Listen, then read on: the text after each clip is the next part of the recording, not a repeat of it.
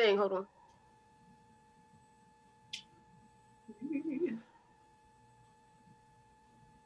We are live. We are live. We are live. We are. It's the PPC Radio Show, hosted by Cinda Williams and co-hosted by Shelly Williams. DJ Joe Storr on the Grown Folks Radio.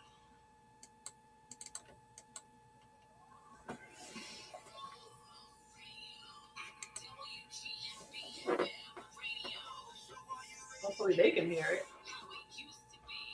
I know. I can hear it slightly. For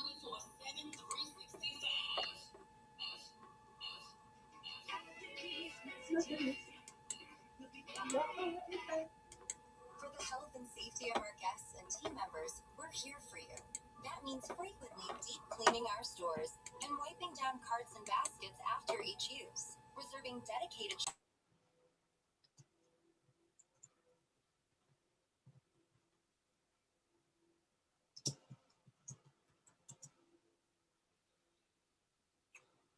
Well, just in case Facebook can't hear either, I want to say hello to Facebook and whoever else might be listening while the commercials are happening. We're not sure. I just left a message with a kid to let them know that we're not hearing them. But welcome to the PPC Radio Show. Yes, we're very excited to have everyone today.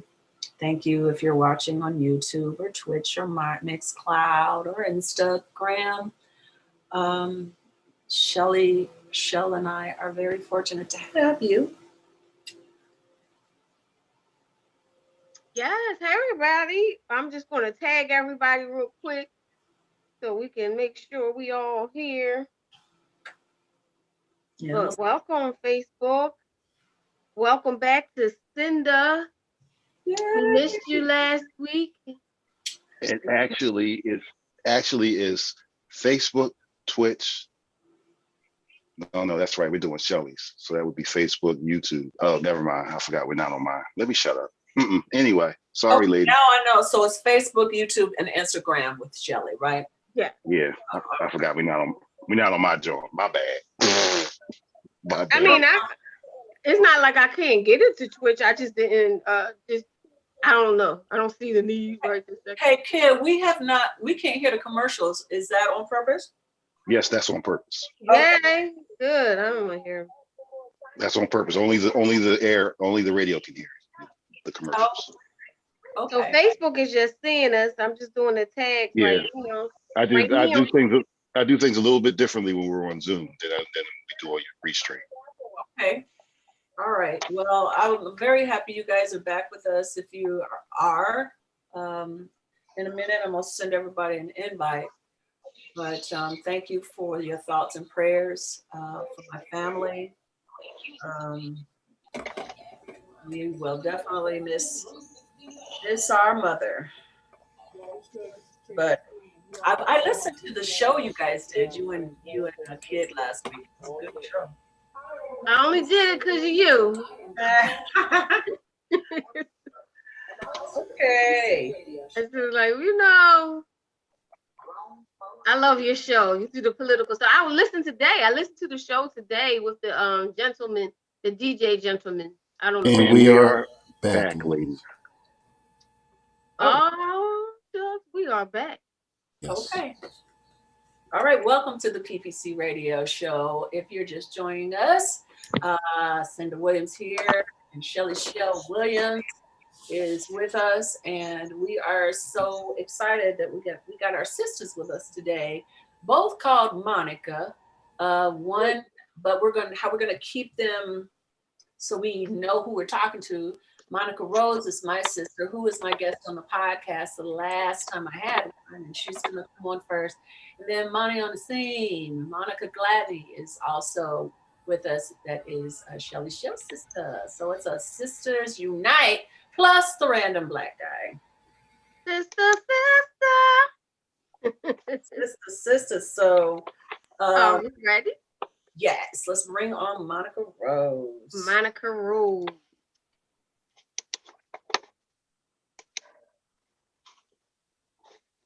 is joining. Here she comes. Hey, Monty, say hi to everyone. Monica Rose. No, we don't have your sound. Okay. Hello. Hey, everybody. All right. Welcome to the PPC Radio Show, Monica Rose. So, Thank you for having me. yeah, I'm sending out messages to everybody to say, so tell these folks about you, because I always talk about my siblings at one point or another somehow, but coming from the horse's mouth is never, it's always better that way. So introduce yourself. Who are you, woman? Where are you from? Well, my name is Monica Rose Harris. That's my legal name. That was my married name, but I try to go by my maiden name, which is Williams. And I'm a single mom of 5 children. I've got 5 kids, and I'm a healthcare worker. I work in home health. We don't get a lot of accolades, but we do the majority of the work. It's a hard job. And I love my job. It's a very fulfilling thing. And I live in Muncie, Indiana. I would say it's the crossroads of America, but also probably one of the very most racist places in the United States. So it's a very challenging place to live. I have been told I'm a very spiritual person. I know I'm a very spiritual person, but if you can make it here in Muncie, you can make it anywhere in this country. So that's just kind of me in a nutshell. In my family, I'm the 4th, and I consider myself to be a little bit different from my brothers and sisters. They all kind of grew up in church, and I did not, and they went the traditional way. And I was the rebel and kind of did things my way, which was ass backwards, but it's called around to me, and I finally am getting it straightened out. So that's me in kind of a nutshell. One of the things that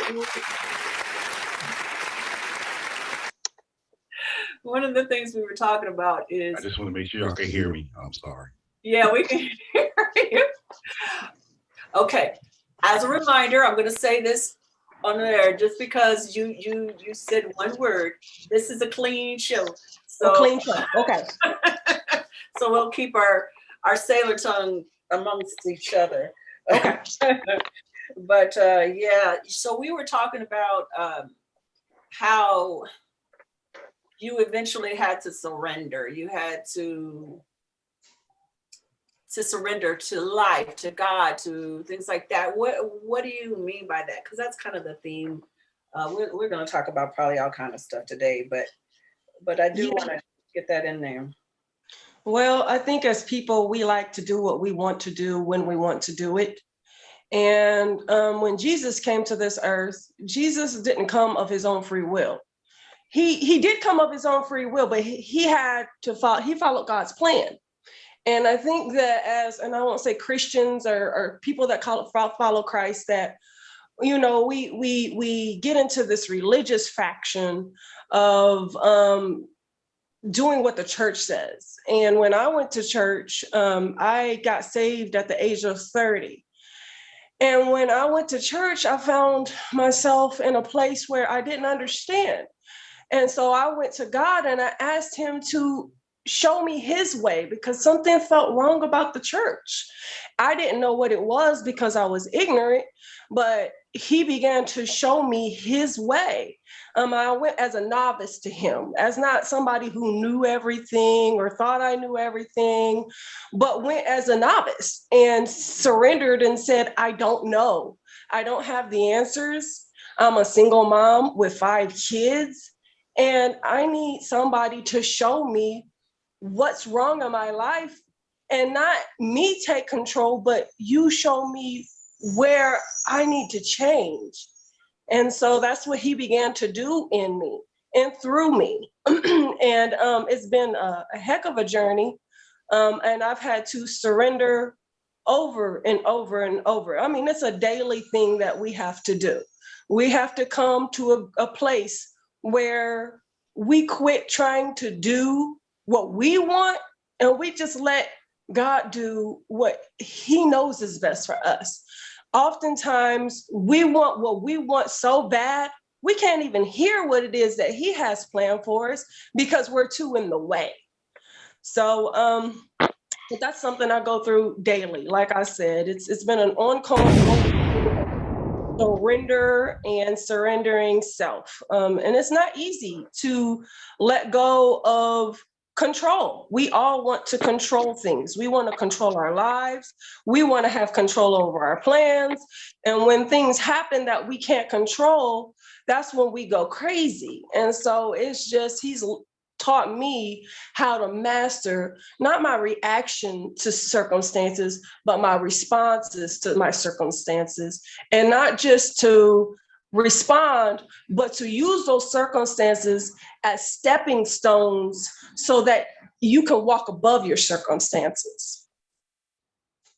Oh, I know that's a lesson for me on a daily too. Just wanted to say, Chauncey said, kudos for surviving in Indiana. It's the South of the North, racist and segregated. Megan is watching. She says, hey, that's our other sister. I'll have to have you on another time, anytime. Amen. Mike Larkins, welcome.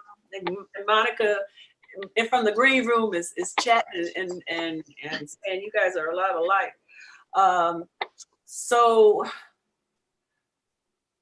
when it comes to your journey, Monica Rose, when it comes to your journey, I know that I said this on a podcast and it's true. You know, Monica was not a church girl or into that kind of stuff, but then she was really deep in it. But she has become kind of like someone I call when I'm going through stuff, because you tend not to be judgmental. And so I feel like I can really be helped sometimes by you in ways that other people have a comment even in their face on what I'm talking to them about. And so when I feel very, very empowered by the fact that I have Monica Rose in my life, because she has a different point of view. And it's not that, you know, someone that's been in the church since they were christened at 2 months, but someone that lived a very powerful life and gone through a lot. And Megan said, speak it, Monty. What we want isn't always what we need. Yeah. So Shelly, you got anything you want to ask her? So you said that when you went to church and you saw something, what are some of the things you saw that you said, I don't understand what's going on? Because even as a church person now, sometimes I say that. So yeah, well, I'll just be really honest, and I'm going to try to be as tactful as I can be. What I noticed was that they had the slogan for love, and they talked about love, and they preached about love, but there was actually no love. It was okay to talk about it and look like it, but it wasn't any love. When I went for help, and there was also, I was underclass. I was a single mom. I didn't have anybody to tell me what to wear and what not to wear. So I was perceived as a whore or a loose girl because I had 5 kids. And so I went to a church for 10 years. Nobody ever took me under their wing except for one member. Nobody ever reached out and said, we know you're going through homelessness. Can we support you? Nobody ever checked on me to see what I was going through. They always thought that I was after monetary needs, but I just needed a support system. My mom had moved to Texas and I was here by myself and my family was all away from me and I needed a family. And so that's why I went to church, to find a family. But what I found was something that was opposite of what I had learned in my own family. It was only if it looked good. If it looks good, then it's okay. It doesn't matter that it's sloppy and messy underneath if it looks good. It doesn't matter if it's good as long as it looks good. And so I wanted love and support, and the thing that I had been learning in my family, and my family is dysfunctional, but they had the root of love. We loved unconditionally. Even though we had a lot of other problems, there was this morale that had been stapled in our family, as far as not sleeping with married men or women. We are faithful to a core. There are a lot of these principles that, even not growing up in church, were stapled into my moral. And I don't know if that's from God, but the things that I went to church expecting, I didn't see. And we can't put people on a pedestal. That's what I learned. Mm-hmm. People are people, and a church is a hospital. And so when you idolize and put people on pedestals, they're gonna fall because they're people. They're not God. And so eventually I got to a place where I wasn't going for the people because they didn't like me or accept me, and never did to this day. But I went and I got the word of God because that's what I needed. I needed it. It helped me grow. It helped me flourish. And so it became less relevant about the people and what he was doing through them to show me what he was and what he was not. So basically the word of God was there. It wasn't penetrating to all the people, but the word of God was there. Exactly. And the preacher is dynamite. I don't know why there's not revival, except for people are set in their ways and they don't like to change. And it's hard to change. It is. It's hard for people to change. It's hard for anybody to change. It's hard. So, but it wasn't because of the pastor, because he was phenomenal, but it was almost like an impoverished mindset. You know what I mean? Mm-hmm. But it's a religious mindset.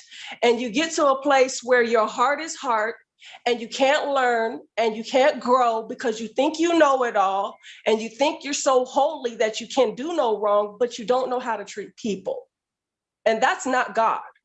Mm-hmm. A lot of times the pastor doesn't have the control we think they have. A lot of times the pastor is just there in pastor only, and he don't have the control. Like he can't say, well, listen, can we implement this change? Because they have those board of directors, I guess they would call it in the church, the board of people that make all the decisions, and it's normally by the older people who are pulling all the strings that keep you from being able to make the change that they want. Because he might be a phenomenal pastor, but doesn't have control.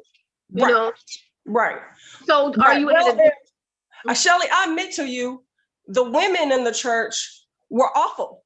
They ran other women out. That was what I discovered, was it wasn't the men that were in control, it was the women that were actually running the show. And they were insecure and not nice, and they didn't make it welcome. And there was nothing in there that made me want to come back, but I was fighting for my salvation. So I wasn't going to let no woman who thinks I want her husband. I want my own husband. Why do I want your husband? You know what I mean? I have no need for some other woman's husband, you know? So that was what I received, it was the women that were stopping people from coming into the church and embracing the church. And they were sending people back out to the streets because of the women. And that's a big thing that I've noticed in Black churches, is that the women, they don't embrace people. They send them running back out. Do you think that's a church thing, or is that a woman thing? Because I heard people talking about this yesterday, that women don't support women. Do you think that's just a women thing, and these women just happen to be in the church? Isn't it more maybe it's a little bit of both. I got that there were women who were highfalutin, and because they were higher up, they thought they were better than everybody else. Mm-hmm. And so they could never humble themselves to actually embrace, like, nobody ever got to know me. They don't know anything about my family. They don't know anything about me. And I went there 8 years and never tried. No, and only because of the way I looked. It didn't matter about anything else. And I mean, that's a big thing for us. It's something my boyfriend has been working with me personally on. I'm a leggings girl. I love wearing leggings. And he says to me, Monty, you look good in leggings, but it gives people a perception about you. Do you understand what I'm saying? Not to say that I don't look nice with straight leg pants, but I got what he was saying. We have perceptions about people. Do you understand what I'm saying? And we judge them according to those perceptions, even if they're not accurate. So the whole leg is meaning you're showing your body. Is that what it is? It's the whole perception of showing your body and yes. and people perceiving you a different way. But couldn't you wear a longer shirt to cover your body? But is that what you would want? Right. Well, and that's what I did, but it didn't matter. People would still, you know what I mean? Still, you know what I mean? Still have what they want in your mind. You become a sex symbol. You become a sex symbol. You can't help it that you cute. You can't help it. Cuteness is all over you. You can't help it. Try to put a bag over my face or something. I don't know. That's on them. They got to deal with it themselves. They got to learn how to be around somebody cute and still walk in their beauty. That's on them. Yes, we do. Well, as women, we got to get secure in ourselves and that God made us beautiful how he made us. And if you don't like yourself, then it's time for you to start learning to love yourself and not just talk about it and act like it. No, actually do the things that you take the time and love you and the way that he made you, because he don't make no mistakes. He sure don't.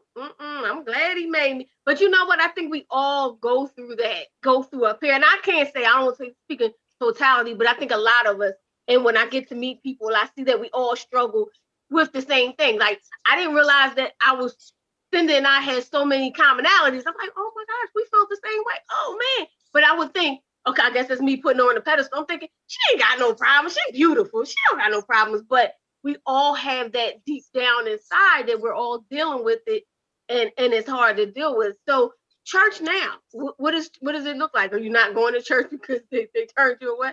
No, not at all. No, I'm actually, I'm looking for my soul tribe.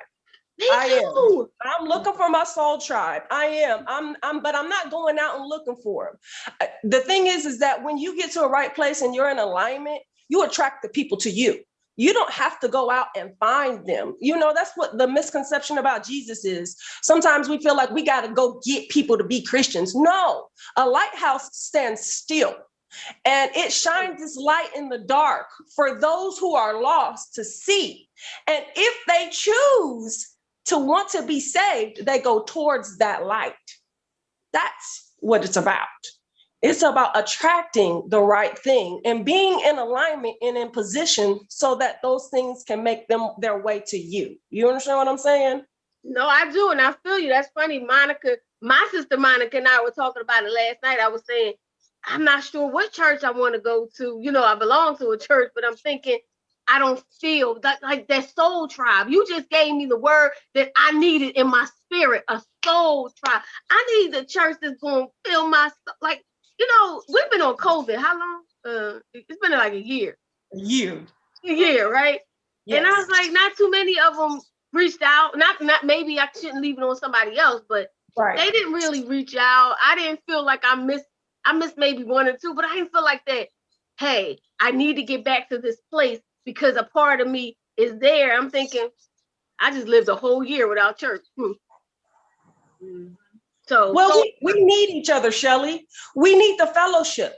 We need the corporate praise. We need those things.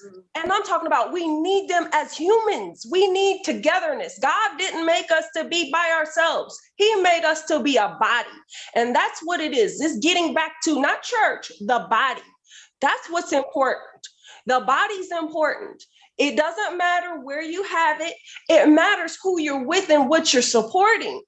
That's what it's about. It's about his body. It doesn't take a building to find his body. It just takes a group of 2 or 3 or more. That's it. Like right here. Like us, here. Look at us. That's And it. and honestly, that's what I feel like for me, this is. You know, it's my community. Because honestly, I'm alone 95% of the time. You know, I go see Monica at least once a week. But I see you guys on Wednesdays and Thursdays, and that's church for me.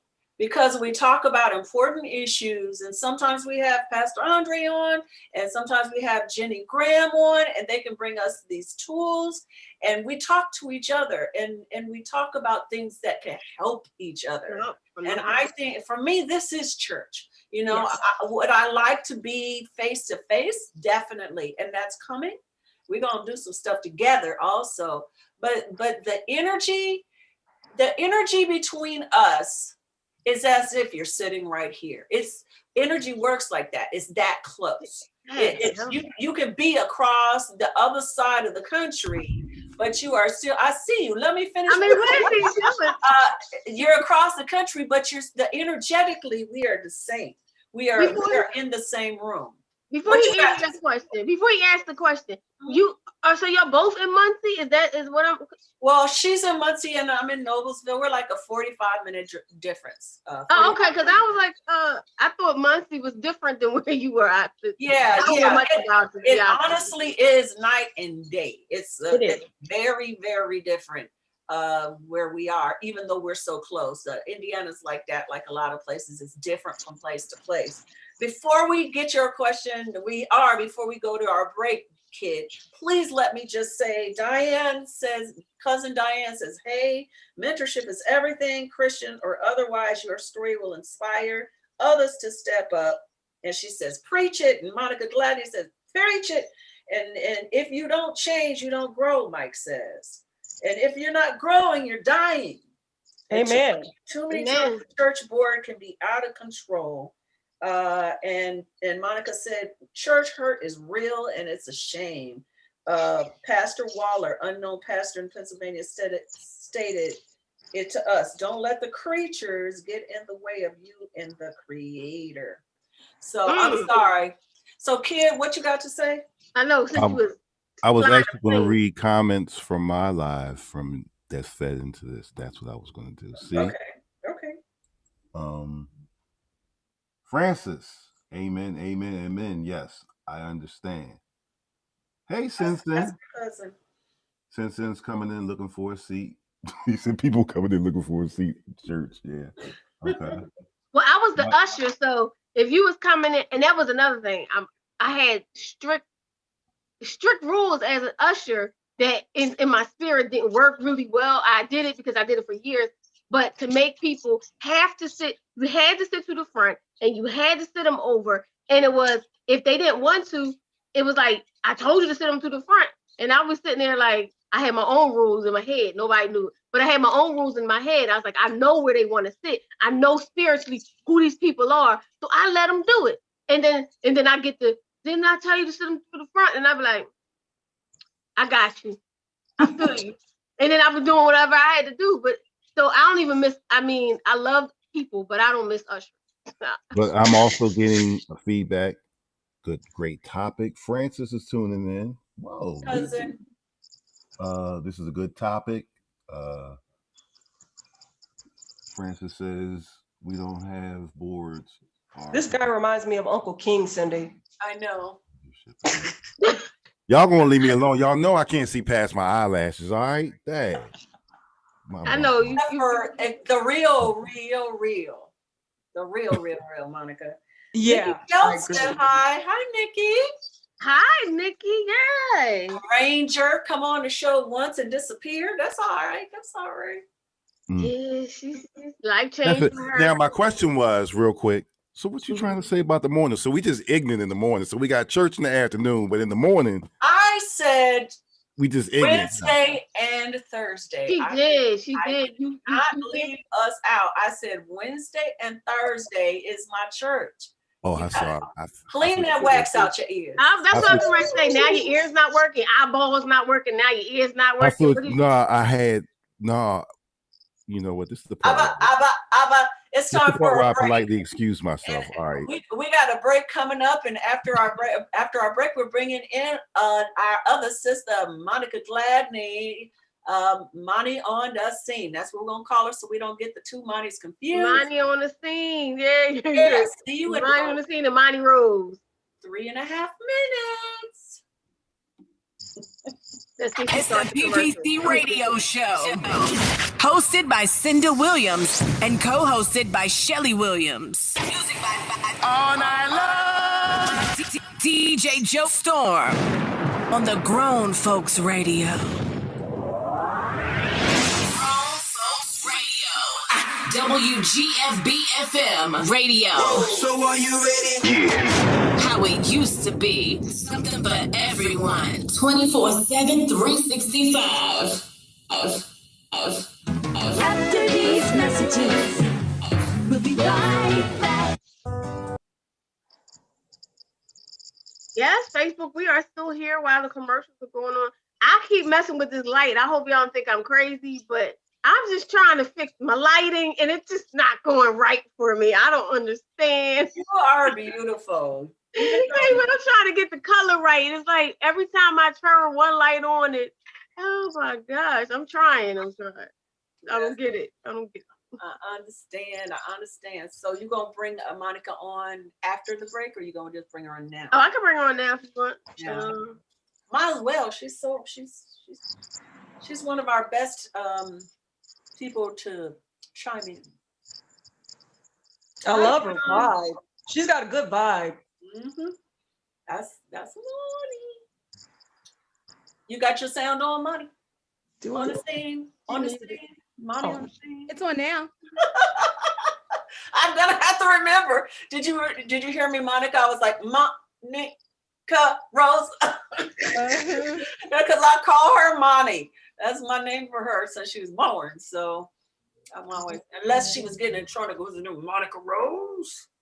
Oh yeah. Yeah. I'm gonna run the restroom right quick, y'all. You ready, Bob? I know I got something to drink myself.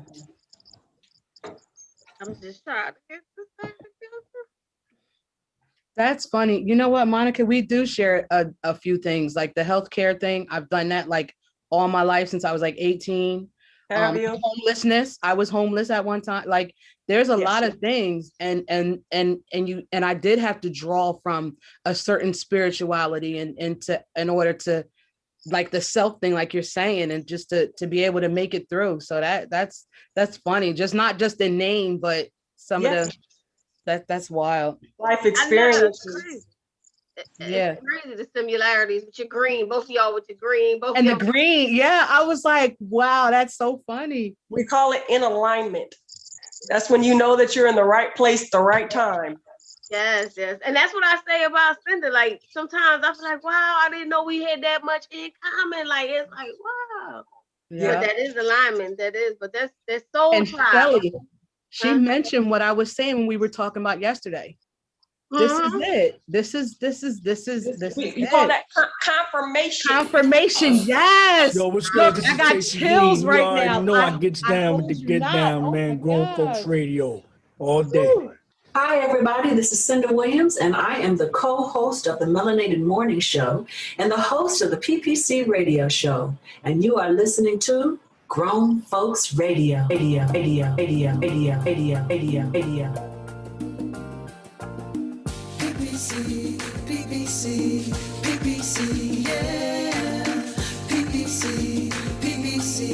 PPC, yeah. Join me so we can grow together.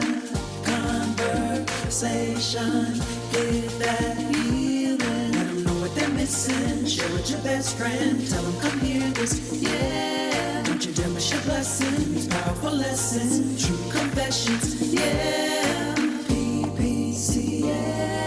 A powerful tool for you. PPC, yeah. A powerful tool for you and me. PPC, Okay, real quick, ladies, what happened was I'm making up for the fact that I forgot to play it in the beginning. So, yeah, I noticed that. Thank you. yeah, I was trying to get in where I fit in. I was faking it, so I made it. I kind of liked it there. It was cool. Because it really stood out. It was separated from the commercials. And we was all bobbing. Yeah. By the way, if y'all don't know, that song the music is by Dr. William E. Lee, and Evan Lee and I put that together. He did most of the work, and us singing, Evan Lee. Wait. You said who Lee? William E. Lee? No, Evan Lee. Evan Lee Lee. is his brother, another Oh, brother. Evan. Evan. Yeah. Evan. Okay. Yeah, We got that Lee in there, huh, Shelly? But no, she's got the Lee. She's got the Lee family. Yeah.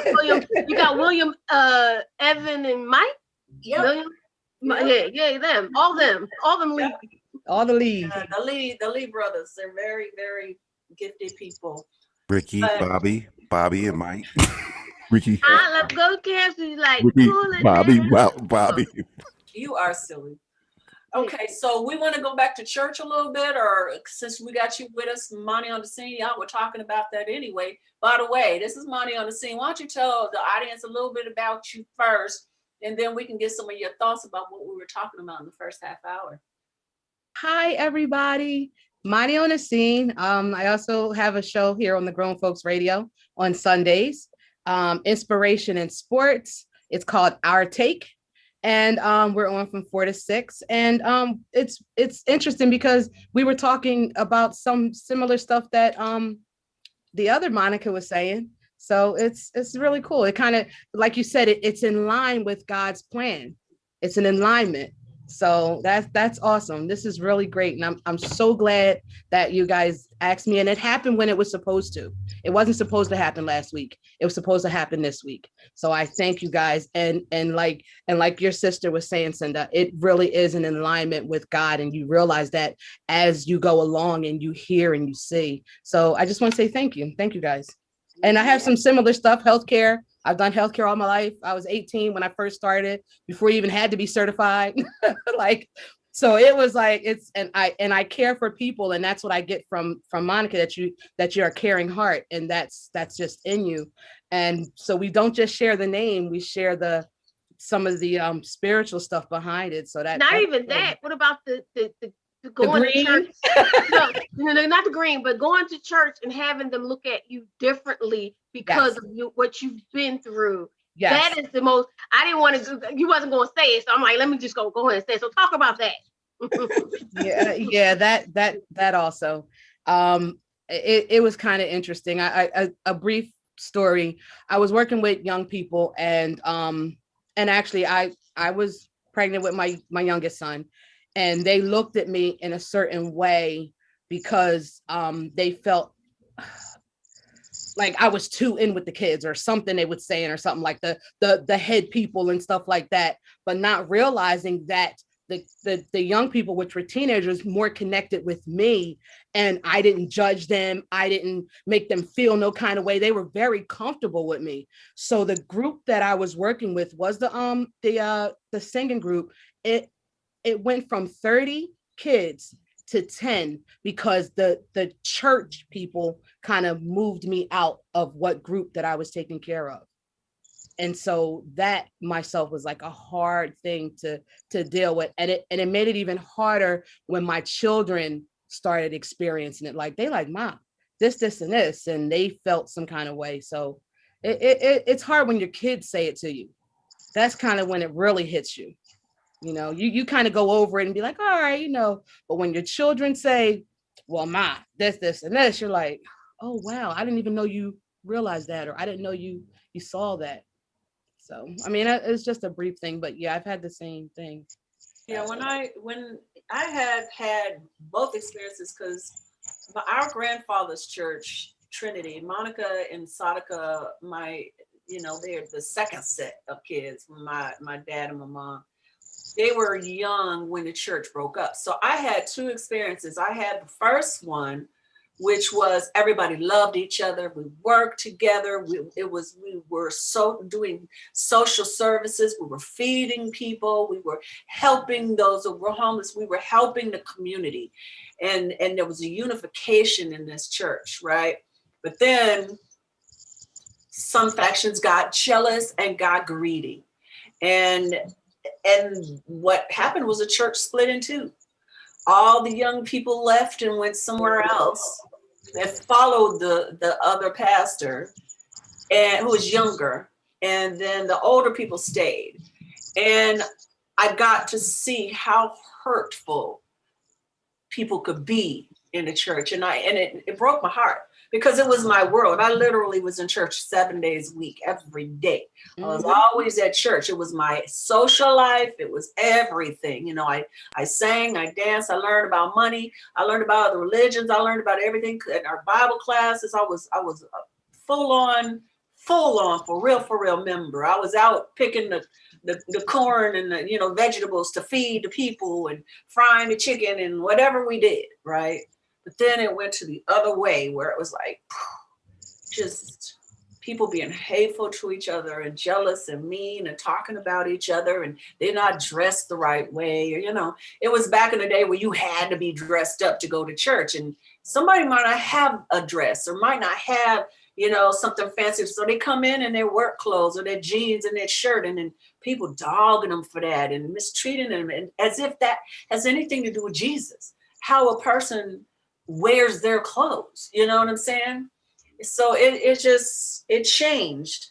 And I have found a couple of churches as an adult, but I was always moving away when I found the churches from the town. Like I found a church in LA when I left, the year before I left. And then I found a church in Texas before I left. You know, my brother and them go there now. But it's difficult to find, like you said, your soul tribe. And sometimes it's not in a building. Sometimes it's this. Exactly. It's still a community. It's still 2 or 3, you know, or more. But I find for me that is the only thing we ain't doing is singing in the choir, and I miss that. But you can sing. Go ahead, girl. I'm coming up. Ain't listening. Go ahead. Yeah, that's the only thing I miss about not going to a church per se, is I miss that. Hey, John Baxter. So Money on the Scene. So you said that you're a caregiver too. Is it what do you do in the medical field? What do you do? I've worked with seniors, taking care of seniors. I've done that forever. A lot of private duty. Actually, right now I'm a nanny. Okay. I do that during the week. I have 2 children. I've been in their family for about, oh my God, 8 years or so. So, because sometimes you get a little burnt out in the health field. You do. Yeah, and I did, and that was why I started taking on like private cases, because it's a lot working in like the hospitals, the nursing homes and stuff like that. You get connected with people, you start loving people, and then they pass away. It was hard on me emotionally sometimes. I'm not sure. How about you, Monica? Like when you're definitely. I was a phlebotomist for 20 years. I drew blood for 20 years. Oh, nice. And so I worked for hospitals, and what happened with me was I liked being able to connect with people, but because I was sticking in I was limited to like 10 minutes. Yeah. And so I couldn't be a mom. Working full time, I never got to see my kids. The schools, the daycares, strangers were raising my kids because I was always tired and always sleeping. And so I decided when I came back to Muncie that I was going to find something that was more part-time-ish, and I was going to depend on God for what I couldn't do. Because I knew that working as a caregiver, I wasn't going to make enough money to even rent an apartment. So that's what I started doing. And so I like it just because I get to be a mom. I get to live a life. And I don't always know how I'm going to pay my bills, and I don't always know how I'm going to survive. And there was a point in time where I had to choose between rent and food. And I don't ever think as women or even parents that we should ever have to choose rent over our food. And when you've been homeless and in those situations several times, and you're scared of losing your place, but your kids are hungry, I don't think that that's something anybody should ever have to go through. And so it's not the highest paying job, but I depend on God to fill in what I can't do. I say, his grace is sufficient for me.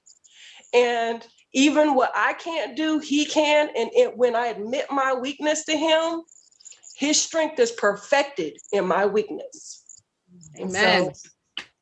Amen. Yes. Yes. And I'm thinking that this,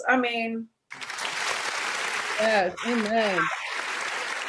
that the Biden, some of the things that Biden's trying to do with this infrastructure bill will help it so that people don't end up in that situation anymore. Because I know, especially people with young children, our sisters getting ready, two of our sisters getting ready to have three more kids coming in the next couple of months, one in the next couple of weeks. And that was, I know when she found out she was having twins, she was terrified. And she got a high paying job and all that good stuff that takes all of her time. And she got two teenage girls and now these two babies, and wondering how in the world, even with a high paying job, to pay for the dang daycare. You know what I mean? So not only you're thinking about food, you're thinking about how am I going to work, who's going to take care of my kids, who's going to do all this, and hopefully some of this infrastructure, they might have to just go on and put it through without the Republican support, if they can, because it's going to change everything. It's just like how Social Security changed the lives of seniors in some ways. This new thing that they're trying to do with this infrastructure bill will change the lives of the people, middle class, low class, that have young children, and giving them the opportunity to go to daycare for free. And then when they come out of high school, being able to go to college, community college, at least for a couple of years, to figure out for free. You know what I mean? And so we're not in this, the women are not in this situation, or even single fathers are not in these situations anymore where you got to choose between food and home and food and, you know, where the kids are going to, all these things are not the choices that we should have to make. And the thing that bothers me about, I'm not trying to get too political, but the Republicans that are so against, you know, let's just throw money at them instead of making sure the kids get educated. You know, I don't think everybody wants us to climb out of this poverty hole. Everybody doesn't want to, but it is up to us as a people to either help those that can't. If we have it, let's help those that can't. Let's do what we can to make sure that it does, because we do have the power. We have the power to help. We have the power to uplift the people. There's programs. The government may not help this, but I know so many people on the front lines that are really helping and saying, hey, whatever the government won't give us, we're going to do it. I know people like Survival to Success. These people are going out there on the front lines and really saying, hey, I'll pull up my sleeve and I'm going to help. I'm going to help the kids. I'm going to help the people that's going through trauma. I'm going to help. And I think that I always wanted to say, what can we do as a people when the government can't? Although childcare, I don't know, that is a huge bill. I mean, I don't know.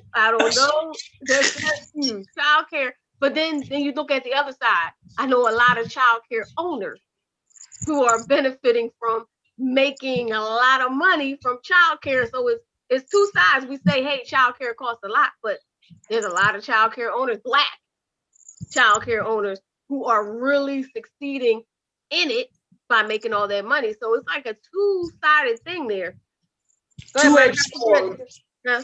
It's a two-edged sword. Yeah. Money on the scene. I thought you had your hand up. Oh, I was saying, yeah, I take care of people's babies and stuff like that. So you said people's babies. I take care of people's babies. Babies. The babies. But don't leave. I don't want to take care of nobody's babies. I'm sorry. I agree with what you're saying, and I was listening earlier, and that's the thing. Like when you go into the church, a lot of times that people don't realize their testimony is what it is that will help other people. So it's like there's other people that go through the same things, and that's probably going through the same things that you did, Monica, and myself, but yet still they're on this uppity high horse that they don't want to say, well, you know what? Well, I did go through such and such, and they don't want to embrace you. When you have somebody that's looking like she was looking, embrace me. Don't push me away by acting like you're bigger than me or you're mightier than thou. And that's a problem within the church, because it's like you don't realize where you come from. And the same things that they see in us and they probably saw in you was something that they had within themselves. They probably met their man like that. That could be how they got their husband. you know, like not saying it to judge or say that that's what it was, but sometimes that's when people push you away when they see certain similarities in what it is, or you know what I'm saying? Like, so I just think that that's not a good thing either. But is it a part of our test? Is when we go, like, because the story is similar. Your story is similar. All our stories when we go to church. Some churches you embrace it, some churches don't. We have problems. But is that part of our growth experience? Maybe God has us in these situations to grow us to the next level, to grow us, to make sure we don't ever do this to somebody, to teach us, I don't need these people, I need God. So it's where instead of reaching for these human beings, we reach for God and we get a stronger, bigger lesson that's bigger than that human being embracing us. It's bigger than that.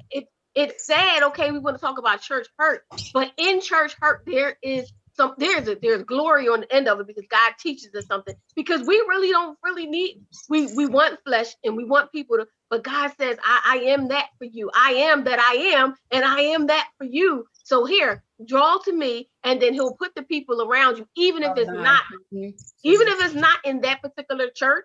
It could be outside of the church. I'm going to church for this word. I grow. And then outside of the church, I'll teach other people. Outside of the church, I connect to other people and say, hey, let's connect. Let's grow. Let's do this. Because I think we're all learning through this. I mean, I would love for us to walk in the church and they accept us, but they didn't accept Jesus. What are we talking about? Yeah, they didn't. Exactly. Yes. I agree with that, Shell. But the only thing I'm saying is that their own personal walk is what they're going to have to deal with. That's my thing. I'm growing in it, and I thank God that I'm growing. But at the same time, your personal walk is they're being tested. All of ours, I think ours is being tested every day. You know what I mean? Theirs may be their uppity ways. Ours might be something else. So everybody's getting tested. Then we all every day. I choose God every day, but every day I mess up. Every day I get it wrong. Every time I try, you know how they say, every time I try to do right, evil is always present. I try every day, but I mess up. Yeah. Well, I think the key for me was because I used to be, and I get made fun of this. I'm like forgiving of people. Me too. Even people that everybody else hates, like Cliff Booker a couple of weeks ago, and I was talking about, the Derek Chauvin and and all of that, and he was like, I ain't got nothing but hate for that, whatever. But who I was harder on than anyone else, and I had to check myself, was people from the church, Christians specifically. I found myself being very judgmental of them being judgmental of me.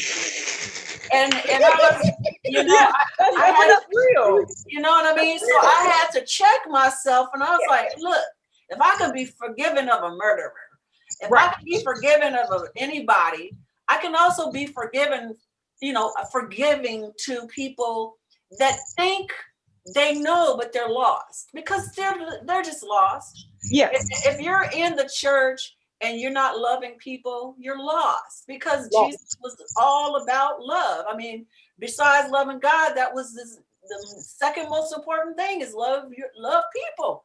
Yeah. And he didn't say love Christians. He didn't say love. He said love people, love your neighbor. And your neighbor could be from anywhere, do anything. And so I had to check myself and say, okay, I can't judge them because they're lost. Just like anybody that makes some big mistakes are lost. And I just pray for them. I can't hang out with them. Right. You know what I mean? Because then that's just putting myself sometimes in a toxic position. But I love them. I love them as much as I love the thief or the people that are in prison for whatever, or the underdogs, or even Trump. I love them all. I can't be hanging out with you. You know what I'm saying? I'm not gonna go to Mar-a-Lago and hang out with Trump and be his buddy, because for me it's a toxic thing. And it's the same way with certain people in the church. If they're saying one thing like love Jesus, amen, amen, and they look at my sister and sneer, I can love them, but I gotta walk away from that. I can't be around that. That's funny. I'm gonna be totally transparent. When I was watching the TV and the verdict came out and it said that he was guilty, I went, yes. And then I said, I felt conviction right away. And I said, oops, he's a human being. I said, I'm supposed to pray for him. But my instant reaction was, yes, he's going to jail. Oh, yes. I was celebrating. Don't get me wrong. But then it was but God did convict my spirit and said, oh, he needs prayer just like the rest of it. He needs prayer. So I did. It was an instant thing. I was like, oh, okay, I'm sorry. But yes, I'm sorry. He needs prayer. But it's true. And so many people are like, no, we're just gonna hate him, we're gonna stone him. But those are the same people that will stone somebody if they do something else. They'll be stoning. We'll be sitting around stoning everybody. You waiting for a perfect human being. You will be walking around and throwing stones at each and every person. Stone. We were stoning. Oh, you did that? Oh, you did that wrong, man. You go look at my past. I think that's why I would be so hard on church people that were mean, because I'm like, you know better. Yes, you do. They do. They know better. You do. Read the scriptures. You know what Jesus said. So why are you so mean to people? Why are you putting people down because of things they cannot help? And even if they can help it, Jesus loved everybody. Everybody. He told off church people. He did. He did. It's even in the Bible. It's in the Bible how people were acting like that back then, even when Jesus walked the earth. You know what? Peter got his ear slit because he thought he was defending Christ. He told him put it down. He did. Put it down, and then he put that ear back on. Man, Jesus, come on, put my ear back on. You know, sometimes you want something to instant. Fix me right now, Jesus. Fix me. You know what? That I used to think about that all the time. We're like, okay, we got 2 minutes, and I think Kid wants to say something. But I used to think about that guy that got his ear cut off, and that Jesus reattached it and healed him. I was like, how in the world were you able to continue with your job if that happened to you? You know, how could you just go on and take that man to kill that man when he healed you like that? You know what I'm saying? I often wonder, I think about stuff like that. Right. So how was he able, or was he able to continue on and you know, that Roman, was it a Roman person? Soldier. Roman soldier, yeah. You know, somebody healed you like that. Could you? I never put up my hands up and praising them. Exactly. Okay. You know, so I don't know. What you got to say, Kid? You got something before we go to break? I did more listening. I was really. He heard Trump and he got up. He heard Trump and he rose up. He was like, "You said that you forgive Trump, and you go ahead." You rose up. I know the Rose of Sharon rose up, and you go ahead, Blue. Go ahead, Blue, with that blue on. I see the blue. I was going to say that. First of all, I don't dislike Trump. I'm mad at the system, not him. The system that allowed him to do this crap that he does. Like, you can't. It's like any relationship, whatever, with your kids, with your spouse, you can only do at work. People can only do what you allow them to do. So I ain't mad at him. Hey, if I could do that stuff, get away with it, why not? That wasn't it. Actually, where I was getting ready to go, I think I better wait till after break to go where I was getting ready to go. Okay, you got to go there. So you'll bring us back in. I just wanted to say hi to Chauncey again. Hey, and Gina, thank you. She said you can have my love, but not necessarily my friendship. Okay. Hey, James. Okay, we can go to break, and when we come back, the Kid will bring us back into the direction that he wants to take us. It's the same direction y'all was in. And that's what Monica was saying earlier too. Bad energy. You don't want to have that bad energy around you. So yeah. That's why I love y'all, because it's all good energy. All right. We'll see you in 3.5 minutes. Please come back. PPC Radio. It's the PPC Radio Show. Hosted by Cinda Williams and co-hosted by Shelly Williams. Music by All Night Long. DJ Joe Storm on the Grown Folks Radio. Grown Folks Radio. WGFB-FM radio. So are you ready? Yeah. How it used to be. Something for everyone. 24/7, 365.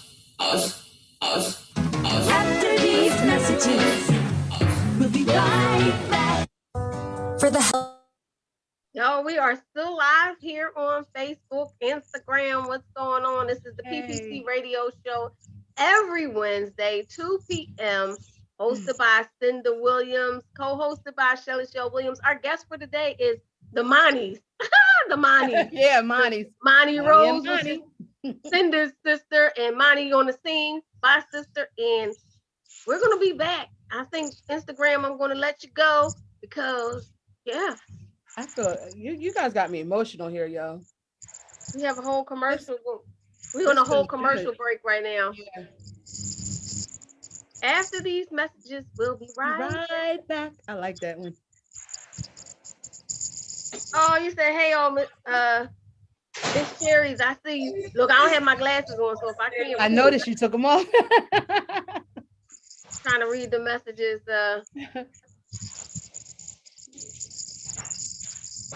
We are just on a commercial break right now. Yeah.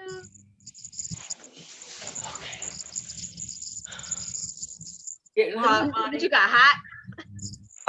No, I just took off my jacket. I found this hair wax that is different colors, and you can color your natural hair so that you don't have to dye it, and it's good for your hair. It's okay for your hair, doesn't damage it. But it's red and it's all over my shirt from my hair. Oh my goodness, I saw that. I saw it on, I think it was on Instagram or something where you put it in, but I didn't know whether it would really work. So it works, but it works. It does. It's I so want that. pretty. I still haven't gotten it yet. I ordered it last week. I'm still waiting for mine. I got red, blue. I like the gold the best. That's what I want. Yeah. But you're saying that it gets on your clothes. It does. You can't put it on your clothes at all, or you got to put your hair up. You know what I mean? It does. It will. When get on it's your drying. I When put it's it in drying. wet. Yeah. When it's drying, it'll drip on your stuff. Yeah. But keep something dark on, and it'll dry, and then it'll be fine. It doesn't even get on pillows. Mm-hmm. Oh man, you gotta tell me where to get it. And when I wear my real hair, not this wig stuff. When I wear my real hair, it's called Sevich. SEVICH. Sevich.com. Sevich, and it's real because every time I see commercials on them things, I'll be like, I don't know, I don't trust them. Yo, what's good? This is Tracy Lee, and you already know I gets down with the Get Down, man. Grown Folks Radio all day. Hi, everybody. This is Cinda Williams, and I am the co-host of the Melanated Morning Show and the host of the PPC Radio Show. And you are listening to Grown Folks Radio. It's the PPC Radio Show, hosted by Cinda Williams and co-hosted by Shelly Williams. Music by All Night Long. DJ Joe Storm on the Grown Folks Radio. Yes, welcome back to the PPC Radio Show. We have been talking a lot about church unexpectedly, but it's all something we can all relate to, making sure that if you're in the church, you try to love people. That's kind of what we're talking about. But we are going to come back with Kid. He wanted to make a comment about that. There's a couple of comments. First of all, I guess I understand what y'all talking about, but I really didn't, because of the type of church that I was raised in. There was no getting dressed. There was no Episcopalians. I'm telling you, they really on the economy model church. Like, you in, you out. You there by 11. By kickoff, you home. Real talk. So the type of people that I mean, we're all human, but the type of church that you guys were wanting to be a part of, that was Episcopalians. Like, they're like the, I don't know, what do you call them? Like the Catholic churches, in and out. No, Catholic churches are not in and out. They just like Baptists. They eat red gravy instead of brown gravy. It's the only difference. But what I was going to get personal for just a minute. Just give me about 3 minutes. Which I was talking about people in the church. I'm not going to get personal, say any names. Shelly, you know who I'm getting ready to talk about, but I'm not going to say any names. I don't know nothing you talking about. No, go ahead with your story. Go ahead. That actually happened to me, and it almost crushed my spirit as a using that person. I didn't even know that I was using. I didn't know that God was using that person as a vessel. I didn't know that, and they just kind of like turned their back on me, like just totally dropped. Didn't even try to, well, maybe you should do this differently or not. Just, oh, you're not good enough to be around me. You're not doing your job properly.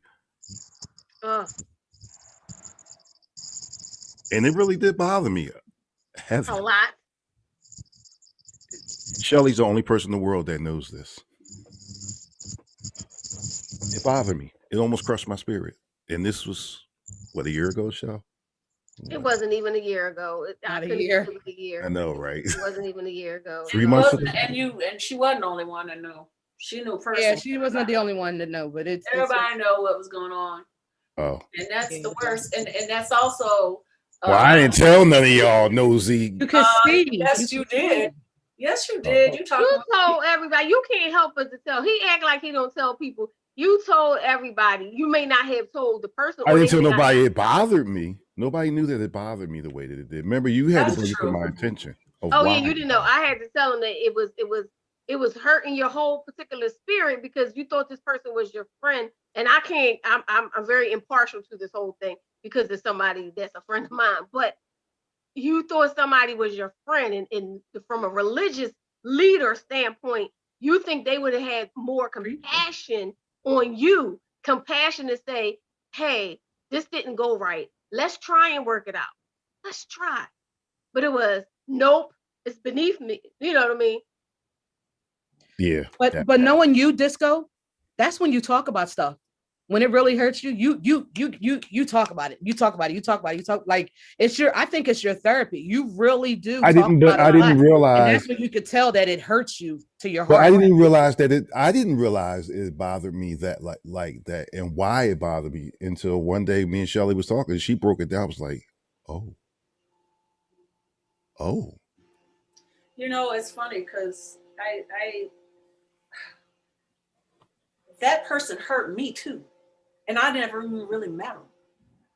When you were told to say, well, let her know I'm a woman of God, that was hurtful for me. What are you saying? If two different people told him to tell me that they're a woman of God, and I need to know that. I'm like, well, are you saying I'm not? You know, what's the problem? What's going on with that? To me, that was the first clue, and that was before what happened with you happened. You know what I mean? That was a clue of some judgmental stuff. And to sum it all up, we're going to finish talking about Doritos tomorrow morning. We'll finish that one up tomorrow morning, all right? All right, whatever that means. Hey, Baz! Dorito crumbs, orange crush,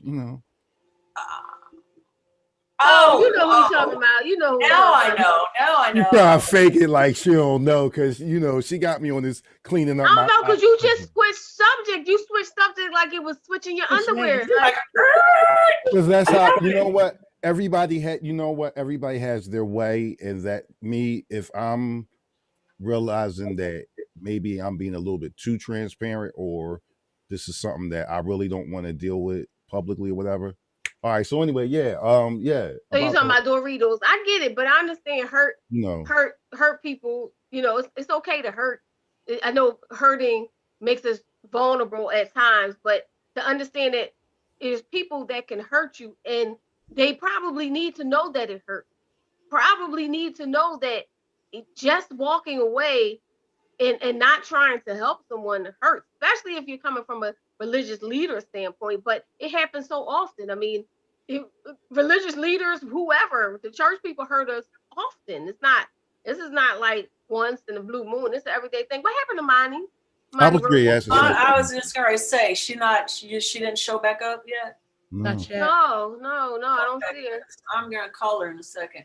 But yeah, I remember when I first moved to Indiana, I was so excited because, you know, I had been going to the church here when, you know, on vacations or whatever like that, but I didn't live here yet. So when I moved here, I moved in with these people that I put talking about on a pedestal.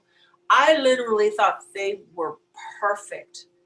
And I called them my living angels. That's what I literally called them, my living angels. I love them so much. And as soon as I moved in with them, it was hell on earth. They mistreated me. Now, this is after having known them my entire life, but I never knew them like that. You know, I never knew them like in their home, you know, because I had to stay with somebody, and that's where my grandfather put me. And they treated me so badly. I literally was suicidal because my whole world had fallen apart. My parents were breaking up, my grandparents were breaking up, the church was breaking up. Everything that had any meaning to me was falling apart. I got moved to Indiana from Chicago, where all my friends were. Everything was falling apart. And so I was like, well, at least I'll be safe because I'll be with these people from the church that love me. And they treated me like I was dirt underneath a shoe. It was awful. It was awful. And it really brought me down to earth when it came to dealing with people from the church and truly understanding that they are humans. And sometimes what you see on Sunday morning is not who they are, you know? Yeah, that's a Sunday morning Christian. Yeah. And sometimes we put too much into certain things and God lets us know, no, that's not me. You got to put me above what you think of other people and stuff. So is that the same thing as when people talk about you don't know somebody until you live with them? I mean, that just switches it all the way. But isn't that something like that? You don't know people until you totally live with them. People switch up as soon as you live with them. And that's another reason why getting married is you got to be careful, because they act different when you're living together. And not the same, not living in sin, as they say. I'm talking about married and living with somebody. It ain't the same. I still don't understand how living together is living in sin. And I know that's just crazy, but how is living together living in sin, even if you don't have sex, right? I understand having sex before marriage is a sin, but how is living together a sin? What makes it a sin? If you don't have sex, you live in the same house, why does that make it a sin? What if you want to know somebody before you get married and you just want to live with them? You don't want to have sex. You want to do everything by the Bible. But what if you just live with them without sex, without all that other stuff, just to see who they are before you get married? Is that a sin? Is that a sin? When you have a roommate, your intent, because you know what it says in the Bible too. It's your thoughts and your, you know what I mean. They had the same thoughts if they didn't live here. You give them more to the when they have all that to look, you know, when they have all that beauty they looking at every day. Come on. No, you made it more tempting. Your everyday look is not what you look like when they coming to visit. I promise you, you put it on when somebody coming to visit you, when you going on that date, you put it on. Just like when you come to do Zoom, you put it on. And then afterwards you flip the wig off and your hair look like a tossed up mess. And that's the same thing as to learn and look like to live with somebody. What happened to Cinda? I was going to say, She's probably calling Monica. Remember, said she was I was trying to call her, but she's not answering. So maybe something came up. Well, if she come back, she come back. I was going to say what? She's okay, but I don't know too. Look, I mean, you said she's not answering the phone. Oh, she is now. But here's the thing, though: is the sin if you have a roommate and they just have to be opposite sex? You have another phone available to you? You said if you have a roommate, what? And they're opposite sex. But if you have a roommate that's so you agree with Shelly then? Yeah, I really do. I do. Yeah, you're agreeing with Shelly. Yeah. I mean, I'm just saying that from what I hear, here she is. From what I hear about just from what I hear about marriage, I just see that you know people when you live with them. So if you live with them, then won't you get a chance to get to know them? And you don't have sex, you do well. I mean, I could be wrong, you know. I'm not I think there's a lot of things that people say for control. You know what I'm saying? A lot of stuff is about controlling people, and that, you know, living together is a sin. There was no institutionalized marriage for a very long time. It became an institution. It was about money. It was about families uniting together it had nothing to do with love. It had nothing to do with partnership that way. It had everything to do with this legal transaction that was going to bring this family and this family together so that their wealth would be more. That's what marriage was about. And so a lot of the sin talk came up when they were trying to, what was happening is women were having affairs or whatever, right? Or they would be married and then people were losing money and it became a problem. So when people started losing money, then they had to like add some language to keep people in line. Living together in sin, you know, who's to say what a sin is and what? I think you got to follow your heart. I really do. I mean, some things are obviously like murder. Probably don't want to kill folks. You know, you probably I think you know what sin is for you. You know, and you do. But the church will say you can't live. I've lived it. I lived through that. I lived through the whole we're living together, but we're not having sex, we're reading the Bible every night. But the church said, we can't counsel you. We were intended to get married, engaged and everything. We can't counsel you because you live together. But we're not having sex. Where's the sin? We can't counsel you. The goal is to get married. We're engaged. We want to get married. We can't counsel you. You have to separate before we even counsel you so you can get married. That's so literal. It's so literal. You know, Gina says, okay, I lived with a pastor, and because I didn't want to be intimate with him, he decided to stray. Was that right of him? No. Wait a minute. The pastor was wait a minute. She was living with a pastor who she was trying to stay on that straight and narrow, no intimacy. So he found him somebody else to be intimate with. And the pastor was a hoe. You know what? I'm done. Oh, that's not new. Come on now. Okay, I'm sorry. The pastor was tricking. All right, my bad. The pastor didn't want to do the whole no sex before marriage. And there's a lot of people who don't want to do no sex before marriage. I mean, but you're a pastor. Doesn't matter. They want to test out the waters before they actually, they want to test it out. I'm talking about straight. I'm not talking about wait a minute. You know what you just did? But he's a pastor. You know what you keep doing? You keep putting him on a pedestal as if he's a pastor. Makes him better than anywhere we are. That's an example. It does. He's a pastor and living in human flesh. He's a person. He's a human being who went to school and got his credentials for pastoring. Who learned a little more. People got the nerve to get mad at me because I love the cussing pastor. You know a cussing pastor? Where you been? He all over the internet. I think I've seen him. Okay, so I mean, I have seen him. No front. Everybody, that's my man's. That's my man's in them. But that's because like Cinda said earlier, judgmental. Most people are sitting in judgment as opposed to understanding God for themselves. Relationship with God is our relationship. It's what God tells us. He gives us the Bible. He gives us our roadmap, right? We read it and we ask God to make our hearts fallible and make sure we can understand. Look, help me understand this word. Help me understand it in the way you want, right? So we all understand it in the way we understand it. So you go out in this world and you have these people who like, oh no, you're doing this. It's a sin. You're cussing. It's a sin. But it's all according to what their relationship is. That same person who's cussing, saying hallelujah, and then F-bomb after that same person goes to heaven if he accepts Jesus Christ as his Lord and Savior. You get what I'm saying? he still goes to heaven. I'm a DJ. You know what I mean? Church chicks I done met up in the club that after the I mean? Yeah. Okay. I'm a church chick and I will be dancing on the dance floor. Fact. Well, then you're not included in that equation then, girly. But I'm saying I'm gonna be on the dance floor dancing.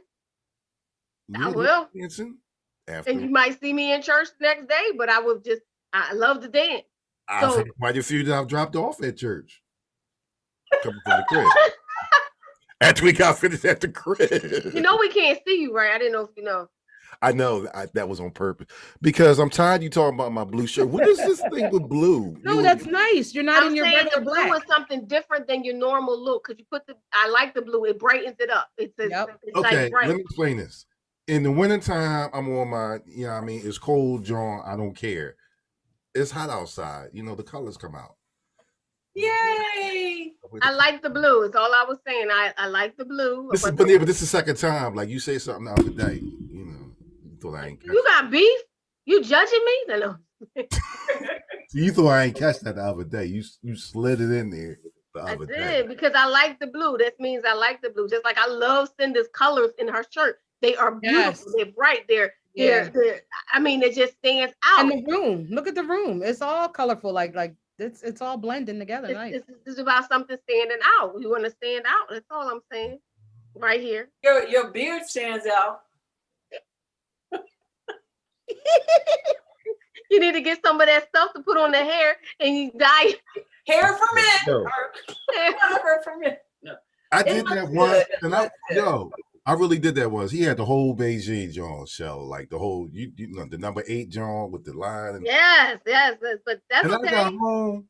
I was like, I was like a whole weirdo. Like this ain't even me. Ron Isley made the gray beard look like it's like a snack. You know, Ron Isley done put the men with gray beards on the thing. Like, yes, give me a man with a gray beard. Yes. But I mean, hey.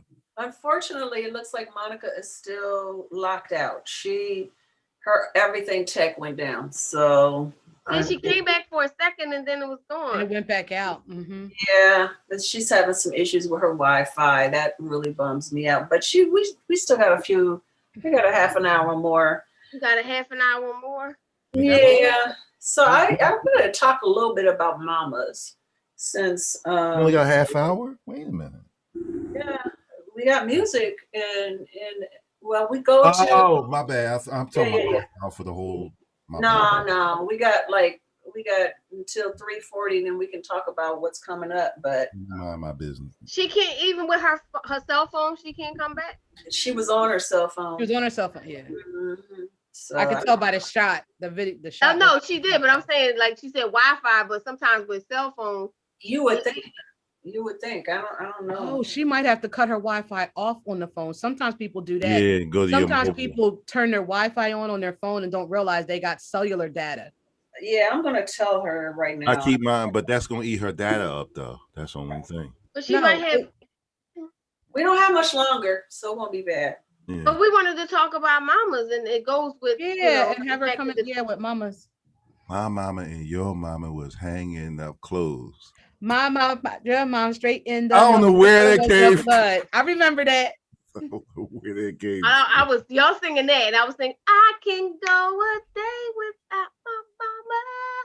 And the first thing that came to my mind was, "Mama, I just killed a man." I was like, that's totally to the left. That's totally to the left. I like I like the Boys II Men song. Isn't that Boys II Men? I can go a day without my mama. Mama, you know I love you. Yeah, I wish Monica was here, but we don't have that much time. I just, y'all know I lost my mom last week, and she'd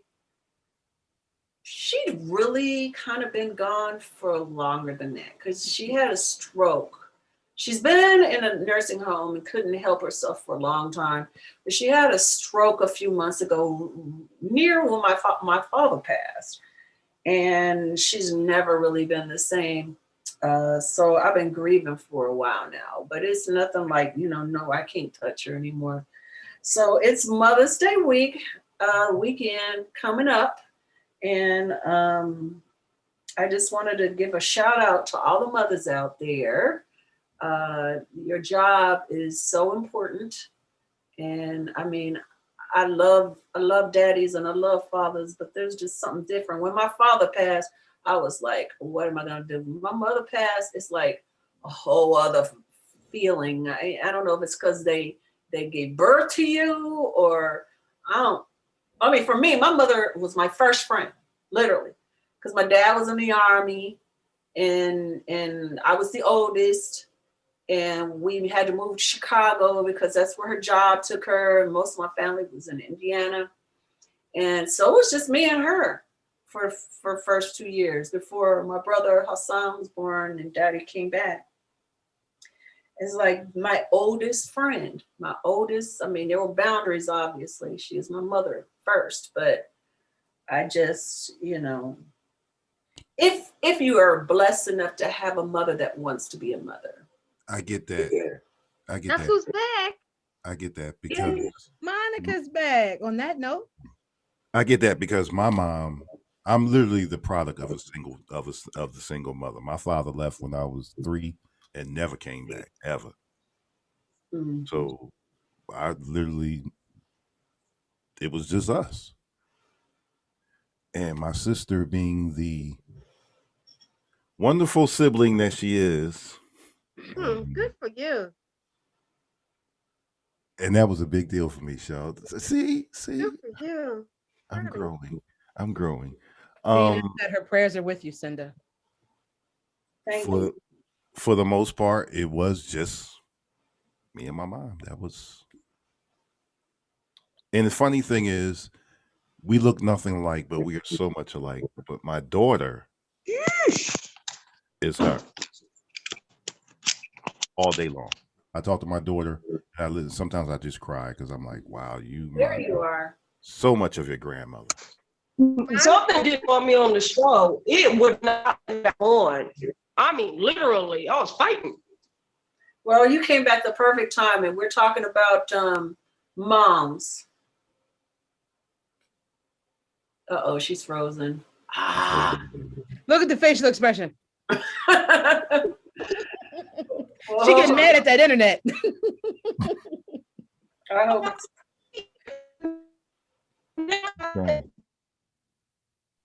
Yeah, that's crazy how internet could just go like this that. Goes back to what we were just what y'all were just talking about, infrastructure. Yeah, everybody should have it. This is why infrastructure is so important. This is why these people are trying to hold on to the old ways of coal burning. Those days are over with. Infrastructure means more than railways and highways. You need good I'm sorry, you know me, Seabreeze. Internet is definitely important. We see that's crazy. That just it rules the world. We do everything by internet. Shopping, from food to I promise you, when Carmen had both her knees done, I had to do the shopping because she couldn't do anything. Oh Lord, you did the shopping. Did you mess up? Online. How could you mess up online? I don't know. Phone to her and say, pick what you want.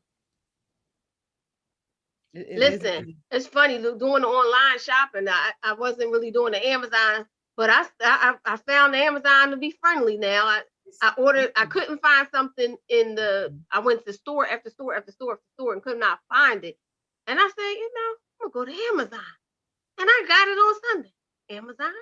And I only been telling her about this for the last 6 months. Like, go to I don't like Amazon. Listen, when you I went to 5 stores and could not find it. The online said each store had it.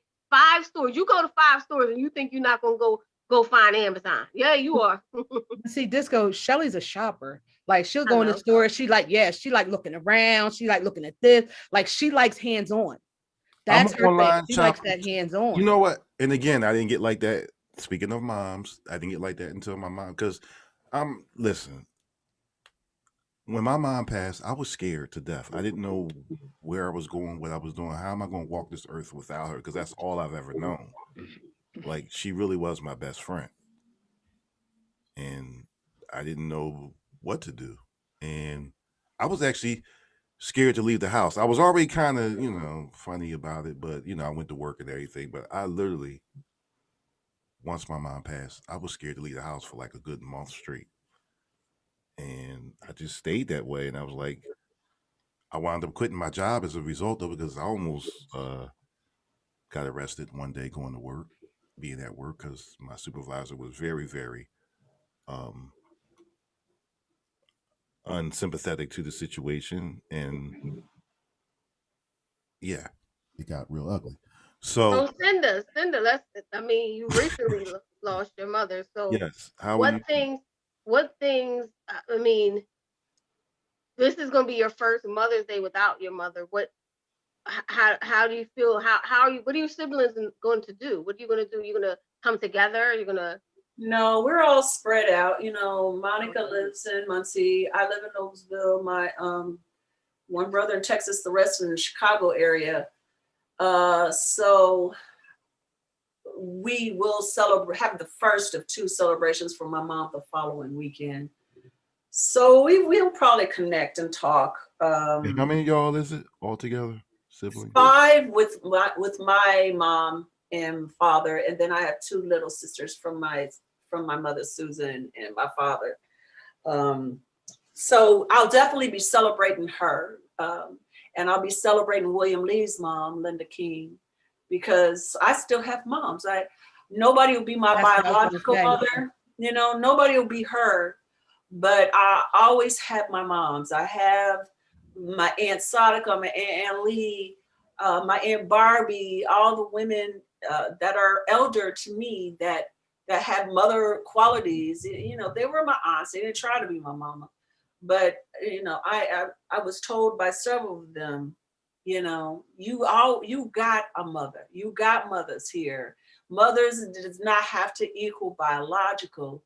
Sometimes you can mother yourself even, if you take the time to do it. And so I think Sunday, I'm hoping William usually works on Sunday, but I think he's going to take it off so we can go and be with his mom and celebrate her. And her birthday is right next to my mama's. So, they all, my stepmother, my mother, his mother, they're all their birthdays within 2 or 3 days of each other. And so they have very similar, they're very different, but they have very similar things. Shy women, they don't have a whole lot of friends. They're not out in the world, you know what I mean? But they always have a wise word for you if needed. So I will continue to celebrate the mothers that I still have with me. And you are a mother. And I am a mother, and I won't have my baby with me this year. And I didn't last year because she's off now. She's doing her thing. But I'm thankful that I got the chance to be her mother and will, until I go, be her mother. And so I just love the fact that when women can get out of their own ways when it comes to dealing with each other, we can be so helpful to each other and so loving and kind to each other. Because I know people that had terrible relationships with their moms, but I could be like a mother figure to them, or they can be a mother figure to someone else. Sometimes you don't have to bear a child.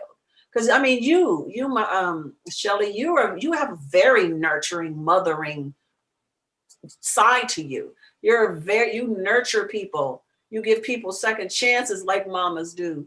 Shelly should have 5 kids or something. She kind of has a whole bunch of kids, I think. I do. They're just not my biological. But I don't even think like that. I don't look at blood. I look at love. I love these kids. So every kid that I didn't have out of my womb is my kid. And Monica is back. Are you straight? Monica, we gotta just get you. We gotta see your face and take your mic. Unmute yourself. I don't even know if she's hearing us. I think it might be frozen again. Oh man, man. She keeps trying though. She definitely keeps trying. Yeah. She's a trooper, but Wi-Fi. Yeah, I was having issues this morning, kid. Yeah, she was. I see that Indiana. I heard that Indiana has some crazy internet out there. I heard that too. Y'all got piss poor. It's bad. In some places is worse, you know, than here. But you know, so I have more problems with Restream than Zoom when it comes to staying online. I think because Restream takes a little bit more because it's browser based. Got it. So I'm glad you're here. I'm going back. Only thing every time I hear Indiana, you know I want to sing, right? I'm going back Indiana, to Indiana. here I come. Indiana, here I come. Yeah. Is that far from Gary? No, Gary, Indiana, far from? I'm about a 2-hour drive from Gary. No, not even that. I'm a little like an hour and a half drive from Gary. Yeah. But you know, tickets to get out to your way was a lot. It was like $369 to get out that way. Yeah, sometimes it's better to go to Chicago and then drive in. Yeah, because Chicago's cheap, flying in and out of Chicago. As if going in and out of Jersey makes sense. Yeah, because when you leave from Jersey over this way, it's cheaper. It ain't nothing. Yeah. The bigger airports is what you find the cheaper rates.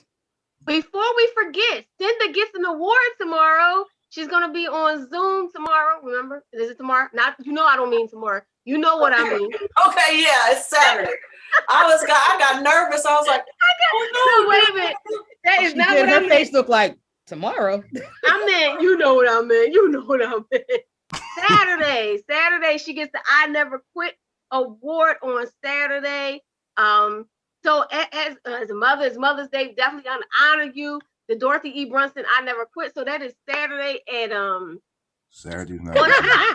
1 o'clock. Saturday at 1 o'clock. I'll give you the exact time that Cinda will come on, but I'll let her know by tomorrow so she can announce it. But she will be getting her award. She'll be doing her acceptance via Zoom. So I'm excited. I'm excited to be able to like, hey, let's celebrate you. Let's celebrate. Yeah. Celebrate. Yeah, that's gonna be fun. And I think I'm working in a farmer's market that morning, so I might have a nice little tan.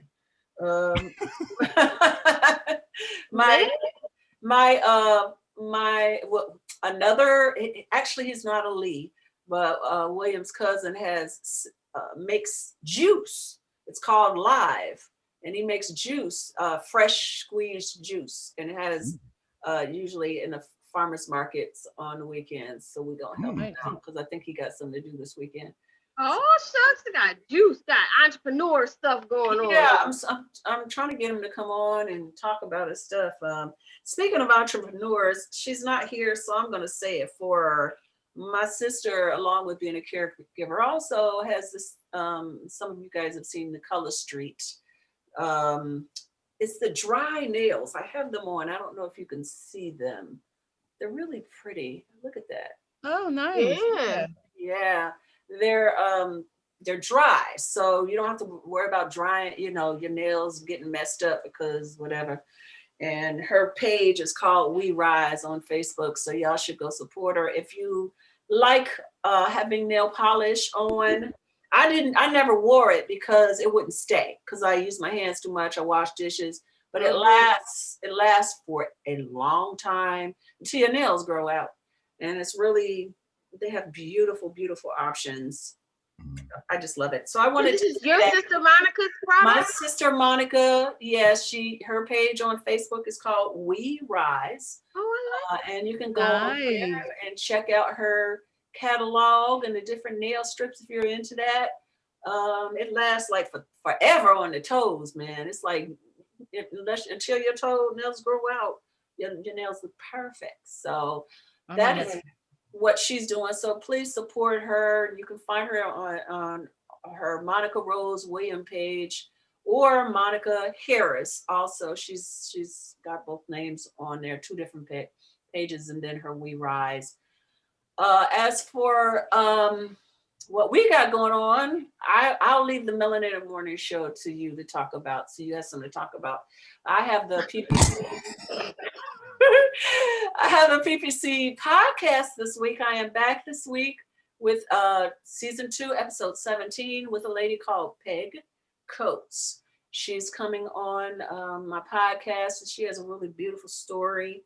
She's a spiritual leader, life coach, used to be a middle school teacher, and now she's working on this product. It's called Asia.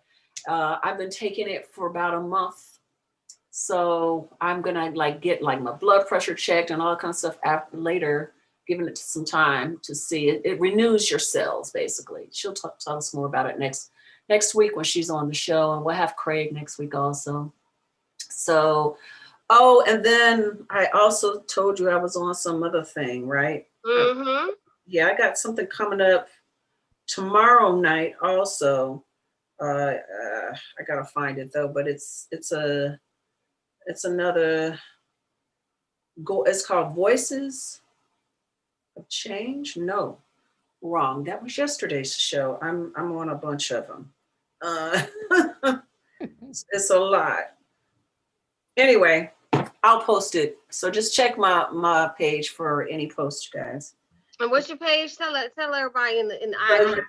So you can find me on Cinda Will or Cinda Williams. I actually have 2 pages on IG, and I'm going to start using the other one. Yeah, I do. I just haven't used it. I accidentally started another one and didn't know I did it.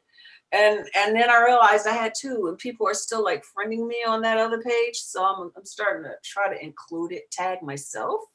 I'll find you. Yeah, Cinda Williams and Cinda Will. And then I'm on Facebook if you want to do that, Cinda Will and Cinda Williams, and then the official fan page of Cinda Williams. So come on in.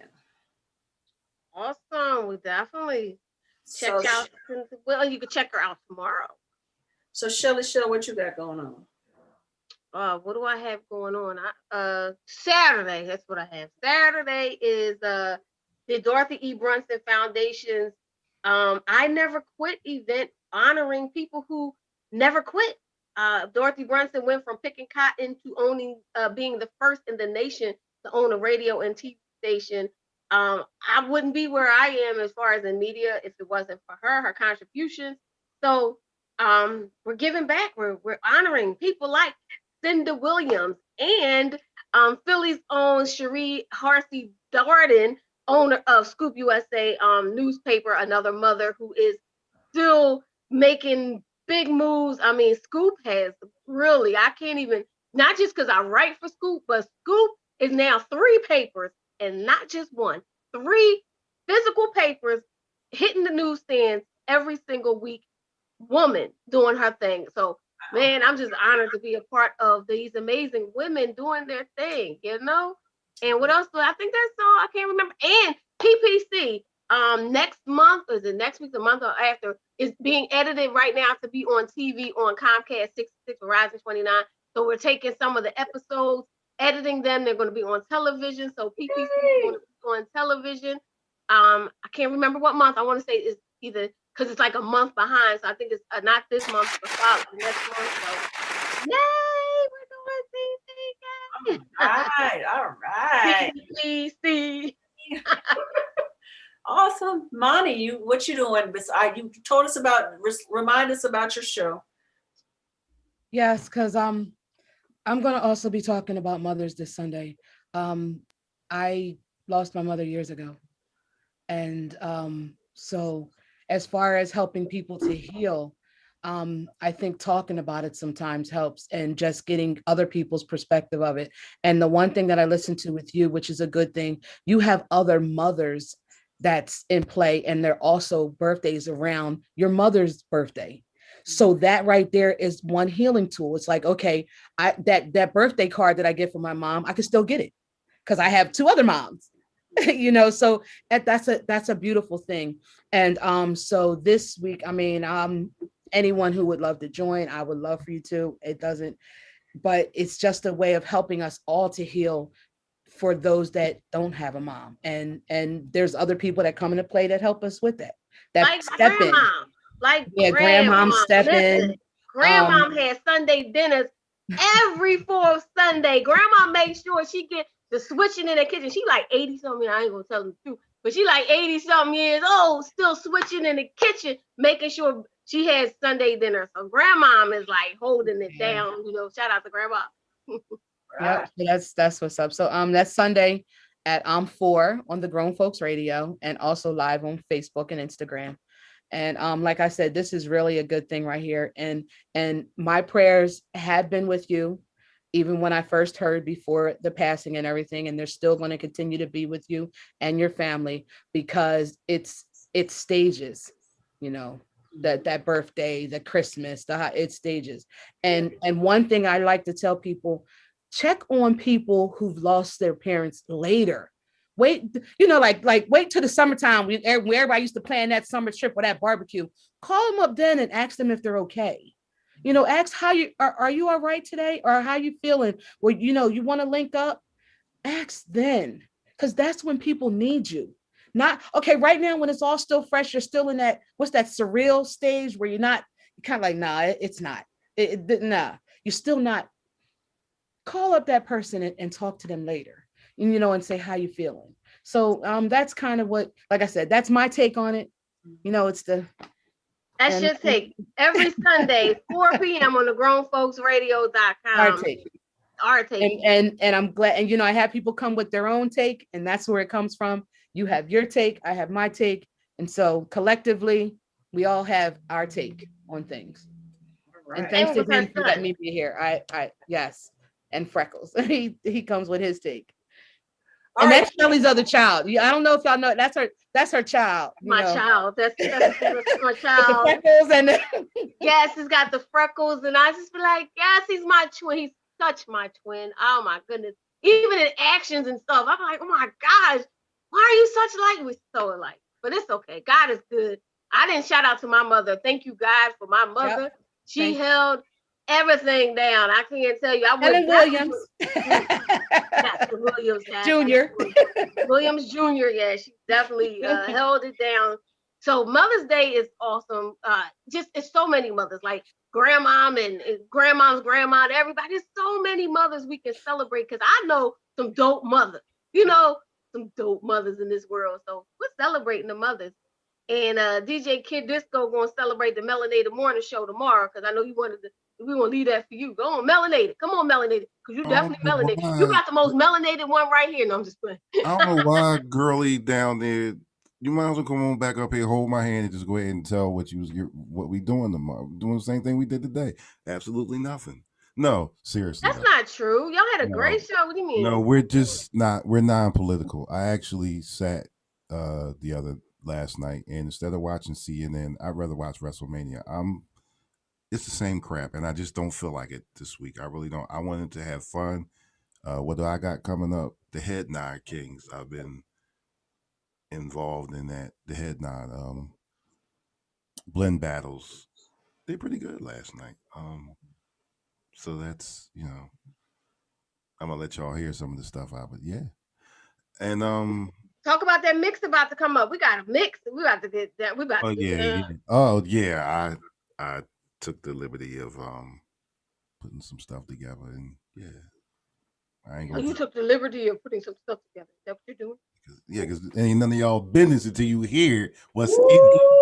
So if you're on Facebook and we lose you because of music, we're getting ready to do our music mix this week. Go to my page, because we're live. Go to DJ Kid Disco's page, aka Eddie Davis, and check out the music, because it's always awesome. Next week we got DJ Joe Storm will be back with us with his music mix.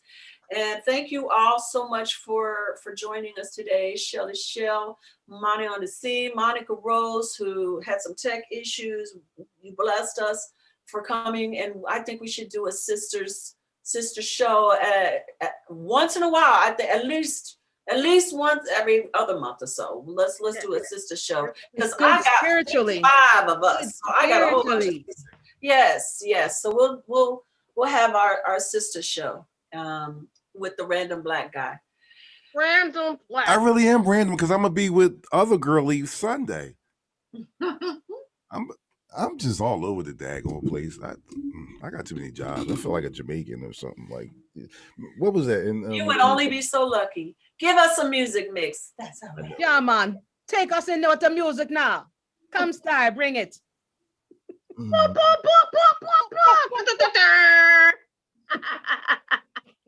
Where's the music? Where's the music?